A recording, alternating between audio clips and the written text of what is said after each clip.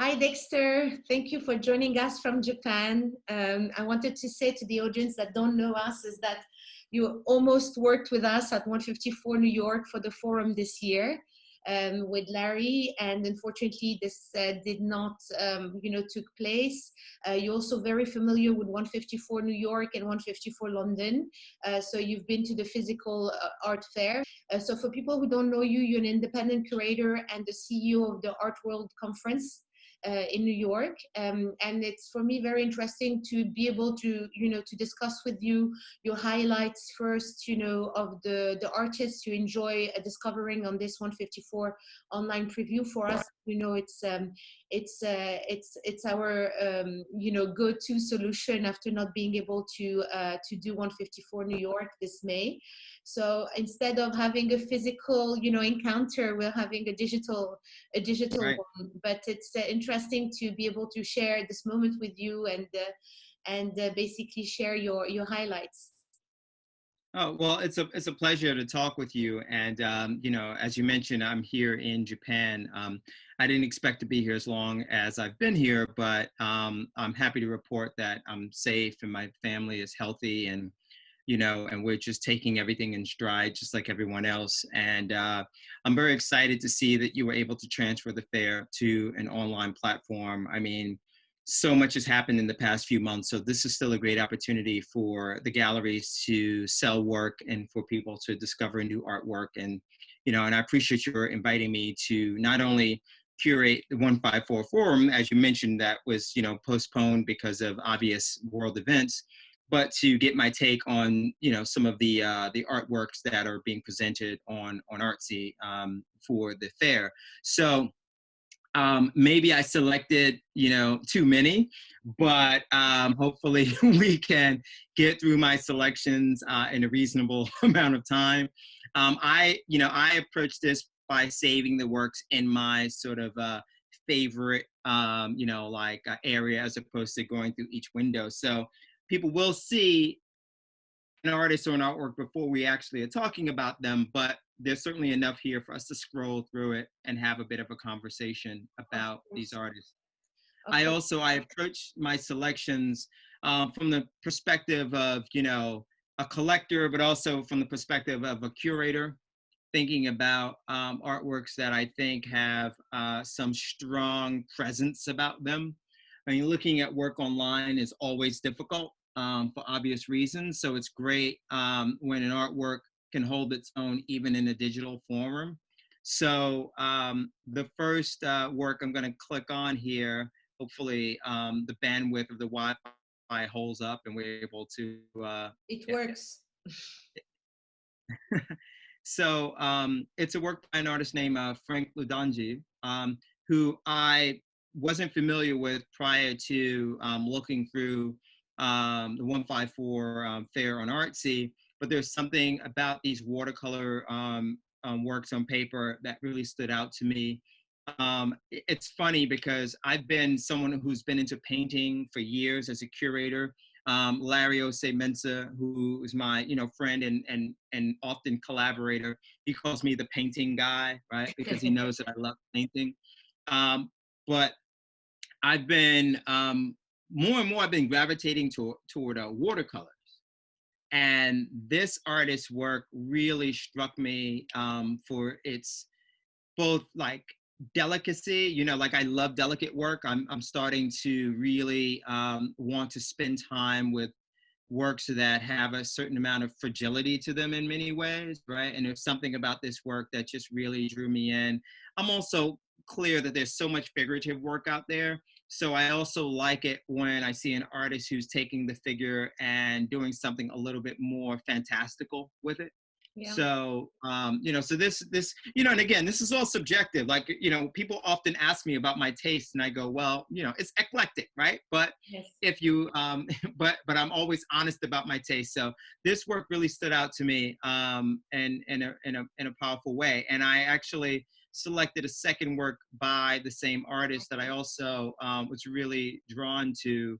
And again, I could say many of the same things about this work. I mean, so the the details are way, very specific. He's a lot into details. We were able to discover this artist through Anne de Villepoix in London first, you know, where she presented the artist, but she always have several artists. I think the good news here with Artsy is that she was able to upload, you know, several pieces of work right. of Franck, which is actually a good thing, because sometimes at the fair, you know, you only bring one piece of a certain artist, and it gives you a certain range of, you know, portfolio of work of that particular artist. So in that case, I have to say I was also stunned by the details of each piece of work when I saw a series of the work together. Right, right. And you know, and to be totally frank, no pun intended, to be frank, I really am going to take time to get to learn more about this artist, because I have a feeling I would like to have one of his works, and hopefully I can afford it. So let's, you know, we'll see. It says contact for price. So I will be contacting for price. We'll see how that conversation goes. It's also an opportunity to get to know the gallery by contacting for price, you know, if you never talked to them before. But Exactly. Anne had like represented for years, you know, Derek Adams as well. You know, she's been known for discovering a lot of African American artists and bringing them to Europe as well, you know, so she's quite good for that. Yeah, yeah, absolutely. And so the next artist is February James, represented by Luce Gallery. I believe Luce is in Italy, Turin. He's based in Italy. He does a lot of American art fairs, and he represents a lot of African American artists. I have to say that February James was presented last year as a solo show in London. He brought only him, you know, him, right? February. I mean, I don't want to be wrong. At the fair, and he did an amazing I mean, this was an amazing portrait series that he was able to share. But I really love the work. Yeah, yeah. And what's really funny, Toria, is that I didn't even realize when I selected this work after looking at Franck's work that this is also a watercolor. So obviously something is happening in my brain where I'm like started to like move away from oil painting and move into watercolor. And I don't know why that is. I have my suspicions, but we won't go there because we don't have time. But this work, you know, I also felt an emotional reaction in response to this. It's not easy for an artist to make a portrait these days that speaks to people, because so many artists are making portraits and so many artists are dealing with the figure. But this stood out to me, and I'm really excited about seeing more of their work and actually seeing the work in person. So we can keep going on my list because there's a lot to cover here. Yes. I also noticed there's a lot of purple going on, so maybe I'm in a purple mood, because this work right here is extremely unusual for me to gravitate towards. But, you know, there's just something about this work by Cameron Platter that just really was fun and quirky. And I wanted to know what the materials were, and I was, you know, excited to see that it was wood and not plastic. And so it's just like really interesting way to do sculpture, but also make it like, you know, it's both super contemporary, but then at the same time so playful and out of this world. I don't know why I gravitated toward this work, but I think it's fun, and it's certainly something that I would acquire given the opportunity. Maybe it'd be great for my kids to wake up and see this every day. I don't know. But I have to say, for this, I'm a bit sad that, you know, it was presented online, because we had a piece in London, and it's quite stunning. It's quite large, you know, so it's really imposing, and it was really fun to have that piece in orange at the London Art Fair, you know. So I think people would have just loved that artist at 154 if they had the chance to see it physically. Right, right. No, absolutely, absolutely. It's a very intriguing work that you really want to spend time with.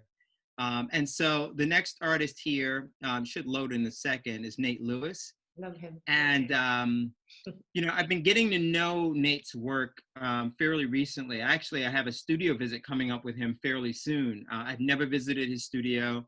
I've seen him out and about countless amounts of time, but you know, I'm really digging this idea of this sort of like mixed media inkjet work on, obviously on paper, and how an artist is sort of like, it feels both like photography and painting simultaneously. And it really struck me as something that I'd like to get to know more about. Even the title, Probing the Land too, very evocative. And Fridman Gallery has been doing a lot of great shows lately and working with I some had the chance fantastic. to be in New York when they had the solo show in March, during the Armory. And to give you a little anecdote here, I met Nate when he was a resident artist at Pioneer Works. Remember when we were doing the fair there? Of course, right, And right, it was one of our exactly. special projects. Actually, we showed his work in one of the floors at Pioneer Works during 154. So this is when I met Nate, and I have to say the work he did there and this, development is like so interesting as well for us to see how his work has evolved. So I'm super happy, and I was happy to go to the dinner, that Fridman Gallery did in March for him. The solo show was stunning. So he's doing great, great work. I'm happy that you have a studio visit. Yeah, I'm excited about it. He had a big New York Times article recently too. Exactly. So other people are paying attention. Mm. So Caitlyn Cherry, I have been on board with Caitlyn Cherry for maybe 7 years now. About 7 years I've been following her work. I've included her in certainly at least one show, maybe two, but certainly at least one show. And her work has evolved a lot over the years. And, she went from these sort of, I won't call them doppelgangers. There were certainly less realistic depictions of a human form and than what we're seeing right here. But I think she's just a super smart artist who knows what's going on in the world and who's sort of like creating work that reflects that consciousness that she has. And her use of color in this particular painting, even though this is oil, not watercolor, but her use of color in this painting really spoke to me. And I don't know why I'm on this sort of like purple, orangish tinge now. Maybe my curatorial brain was sort of at work while I was selecting these objects, and sort of like I'm thinking about them like, if I had all of these, I could present a heck of an exhibition. So maybe that's what I was thinking. But well, we love your way of thinking. Please continue. Pick your next exhibition from 154. Yeah, exactly. So Eddy, let's get this loaded up. So Eddy Ilunga, this artist has been talked about a lot lately. In fact, I was having a conversation with a dealer in New York maybe 6 months ago, certainly before all of this went down, who was really excited about learning more about Eddy's work. And so October Gallery is presenting him at 154. There was an article in Financial Times not so long ago that he was highlighted in as well. Just as far as like painting goes and subject matter, I think this use of like electron circuitry that is sort of taking the place of skin, his use of color, the way he's interspersing these backgrounds, and creating a painting that really forces you to ask a lot of questions as opposed to just presenting itself to you in sort of a matter-of-fact way is really intriguing to me. But I just like this juxtaposition of that stark black with the color, and also the way the fabrics are painted. That's a soft spot for me. I love it when an artist can paint fabric in a very compelling way. To me, that's just like so beautiful. The skin, and then there's fabric. And if you can do skin really well and fabric really well, you got me. That's, that's just a little personal soft spot when it comes to painting. And so this artist, Taha Clayton, I've known Taha for a while. I was actually very, very happy to see his work represented by Latchkey Gallery. And I've seen Taha evolve over the years as a painter. And he's just so serious about painting. He is really, really bringing it home, right? Remember what I said about skin?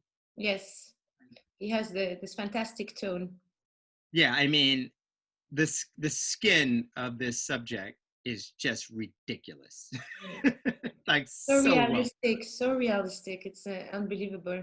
I never So knew her rich. before because Latchkey Gallery is the first time participant in New York, so I didn't have a Mhm. chance to know that particular artist, and I liked her program, you know, but she did not. We did not have a chance to have Taha before, so it was very exciting when she selected her for 154 New York.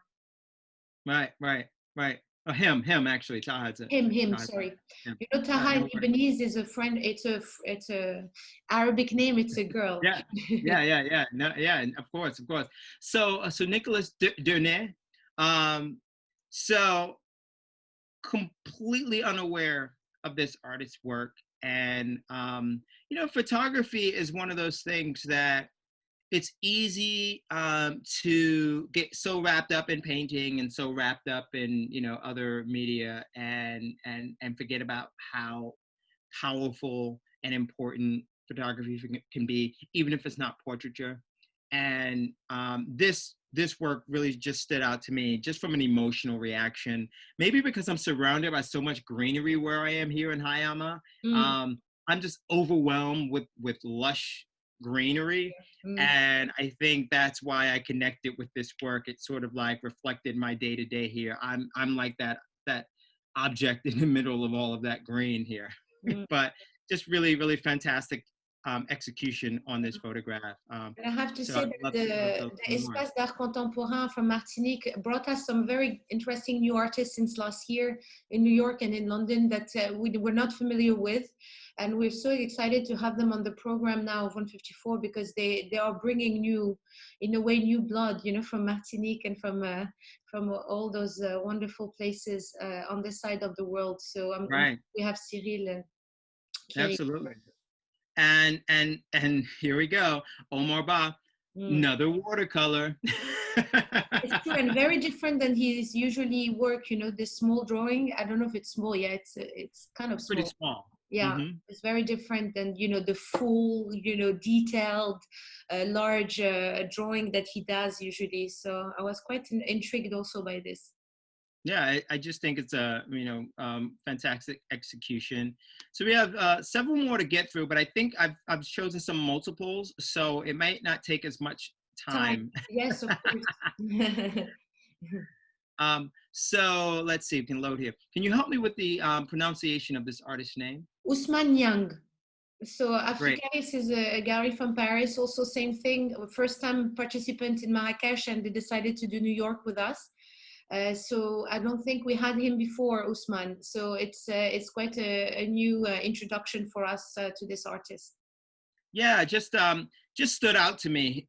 This is an artist that I'm definitely going to spend more time getting to know their work. I'm intrigued by everything that I saw being presented by the gallery. I selected this work just as being representative of the selections there, but it just struck me as a very powerful work, and one that I'd love to know more about. And so I'm going to spend some time doing No, research. but I like the fact that you're able to discover new artists. This is was one of my follow-up questions. Like, did you manage to be introduced to new artists with this digital platform? So I'm glad you were.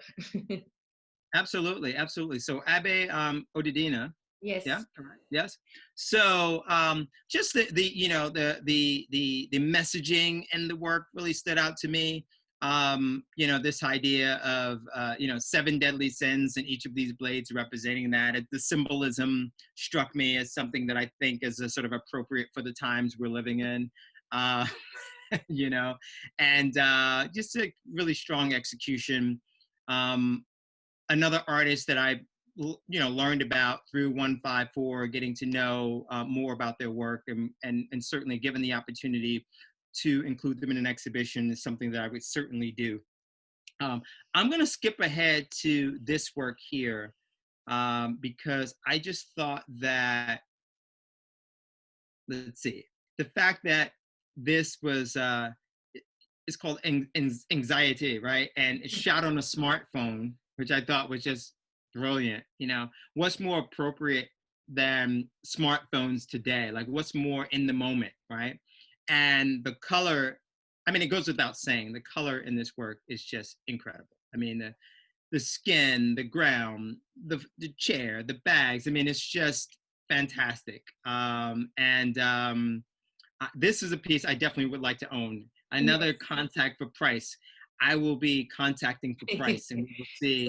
So to be, and he's such a fun character. This is like definitely somebody that you want to have on a talk. Prince Gyasi. We had the chance to have him physically in London, and the story is that he started like this with an app, a smartphone, and basically I think now Apple is providing him all the smartphones he needs to actually do his work. So, I mean, the whole series is stunning. The use of color, even of his new work, is unbelievable. The new series that he did. So he has like a perfect. He's mastering perfectly the iPhone techniques of the colors, and the what he put in scene is just amazing. But I like that your end selection is more photography, by the way. Yeah. So I'm mixing it up, and what can I say about Seydou Keïta that hasn't been said, right? I'm not even going to go there. I'm just going to say that there's a lot of imagery out there created by him. This particular work really struck me. Maybe it reminds me of my aunts. I don't know. But just fantastic photography. I mean, it's just, like if you're collecting photography, this is an artist whose work you need to have. Like if you say you collect photography, then you need to collect this artist's work. I want to go back because I skipped over this work that reminded me of Cézanne's card players for some reason. Called Distant Relative, Larry Ampunsa. This is a mixed media work. It's inkjet print, melted glue, acrylic paint on archival paper. Just really forced me to pause, spend time with it. I love the color palette. I love the fact, like I said, it reminded me of Cézanne's card players in some weird, alternative universe. So I just wanted to make sure I didn't skip over that because that's a work that really, really intrigued me. Let's see, we're coming into the home stretch here. I'm not going to go to the next Seydou Keïta because we know it's fantastic. This Alice Mann photograph here, back to my purple theme. See, I know all of these works that I selected will make a killer exhibition. It's funny because I acquired 3 pieces before she was represented by a gallery. I don't know if you remember, but in front of Pioneer Works, there was this Red Hook lab or photo labs that were doing a photography exhibition at the same time as 154. And this is where I discovered Alice's work. And I bought it there. I was so stunned by this series that I bought it very happily before she was, be engaged with one of the galleries. But we have 2 galleries representing her, and I mean, it's just a cool young photographer. She has so much potential. She's amazing.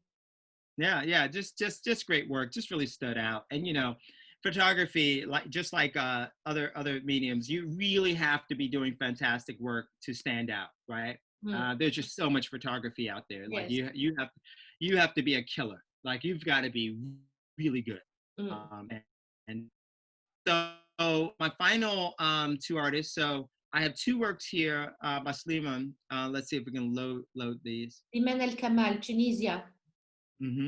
So I feel that this work here is something that I want to stand in front of in person. I know that even though I love the image here, I know that when I see this painting in person, it's going to floor me. Because I can just tell, I'm going to just zoom in here. I can just tell there's so much going on here that I want to get in. I want to get into this. Also, if you look at that, the process of making this painting is so meticulous. Like we're not looking at brush strokes here. We're looking at like dots. That's incredible. Like it's just really a fantastic work. So I'm just excited about this artist. I'm going to close the zoom in. And so excited that I actually had 2 works by him in my highlights here. I'm going to load the second one just because why not? We can zoom in on that one too and look a little bit closer. Again, with the look at that mark making.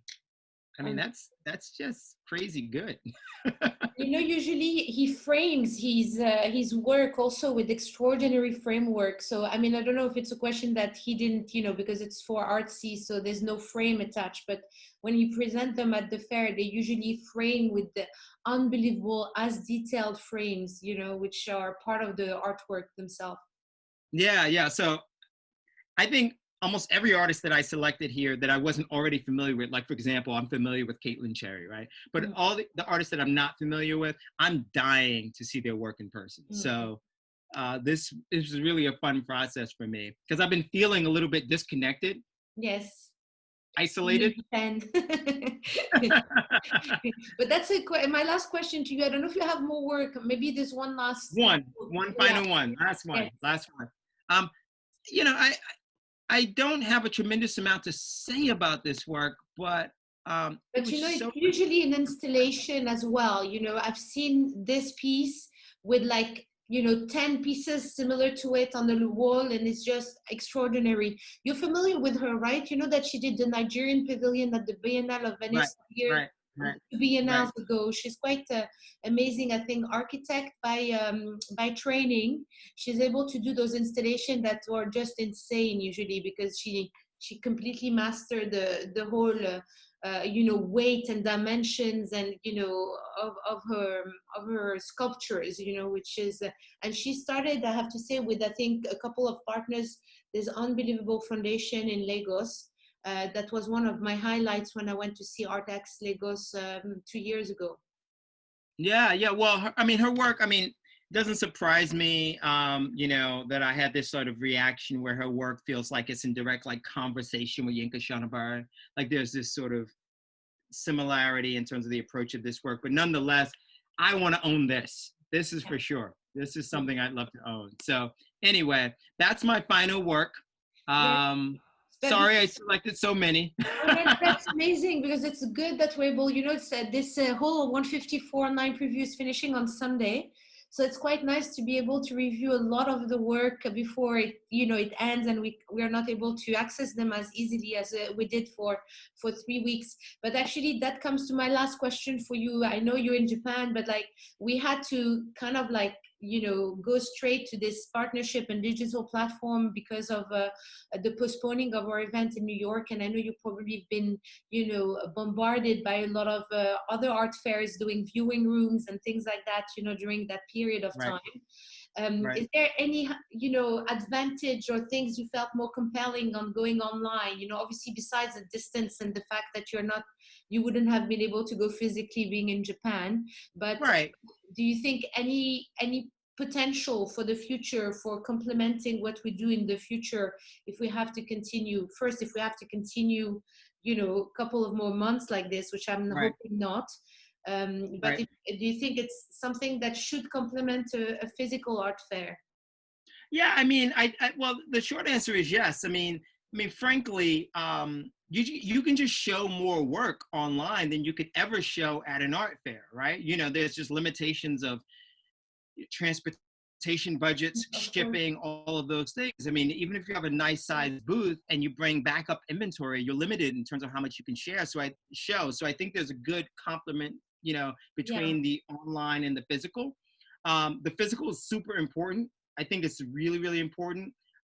As I've said many times, you have not seen a work of art until you've actually stood in front of it. But the reality is that so much artwork is bought and sold through digital images. I know that for a fact. I know. So I think it's just an important complement to, you know, to the fair. And maybe there's an opportunity when you can do the physical fair again to incorporate a digital platform that allows someone to go into, let's say, a gallery's booth, and let's say they love February James' work, and the gallery has 10 pieces there, but maybe there's an immediate way for that person to see more work right there on the spot. Obviously, you could just go to an artist's website for sure, or their Instagram page, but I'm talking about having that incorporated into the art fair presentation. So one thing that's going to come out of all of this social distancing and sequestering is innovation, right? We have to innovate. I'm pretty sure Artsy has done a lot of business as a result of what's happened. Well, for us, it was a clear choice because we've been partnered with Artsy before, on the other fairs to have like a online preview before the fair started.